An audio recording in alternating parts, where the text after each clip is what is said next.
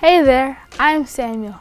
Can you imagine being followed by a huge crowd everywhere you went? I'd feel famous. Yeah, Samuel! Over here! Hey, over here! Well, this is what happened to Jesus. People were following Jesus because they wanted to learn from him.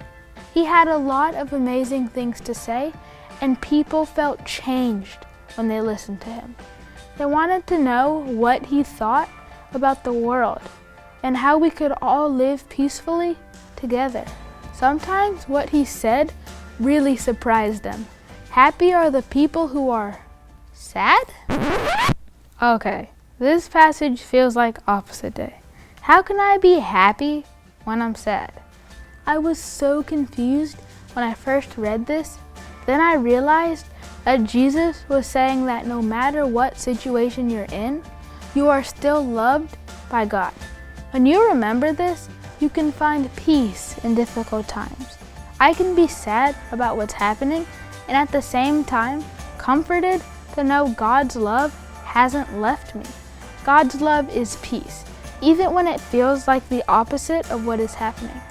It's like getting a hug on a bad day. Last year, I had a really bad day at school. I had a hard test. My best friend wasn't at school that day, and I missed the bus to go home. I was so frustrated. I did not feel happy at all.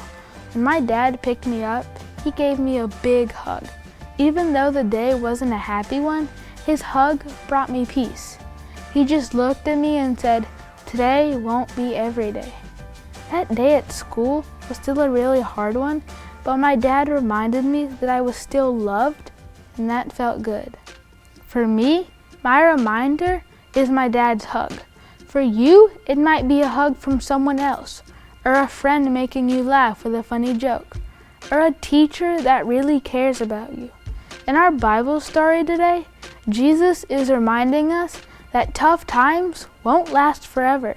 He is telling us that we can find peace in God and teaches us that we won't always have bad days. Now, it's time for you to wonder.